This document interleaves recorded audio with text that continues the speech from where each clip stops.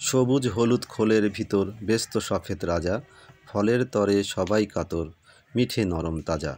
সুধায় এবার বলো তবে লম্বা ফলের নামটা। হ্যাঁ, যে ফলটির কথা বলছি সেটি এখন বিলুপ্তির পথে। এতে রয়েছে বহু পুষ্টিগুণ। এই ফলে পাওয়া যায় প্রচুর পরিমাণে ক্যালসিয়াম, নাইট্রোজেন এবং ফসফরাস, যা শরীরে স্বাস্থ্যকর টিস্যু গঠনে কাজ করে।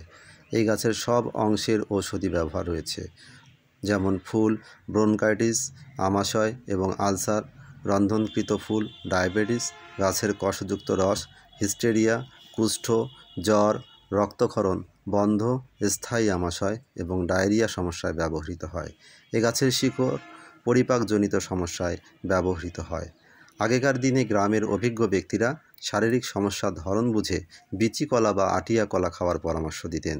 আবার অনেকের বিচি কলা ফালি করে কেটে পানিতে ভিজে সকালবেলা খালি পেটে শরবত হিসেবে খাওয়ার চল ছিল। এতে প্রস্রাবের জ্বালা পোড়া সেরে যেত। একসময় সকালের নাস্তায় দই, চিড়া ও মুড়ি কিংবা ছাতুর সঙ্গে আটিয়া কলা ভীষণ জনপ্রিয় ছিল।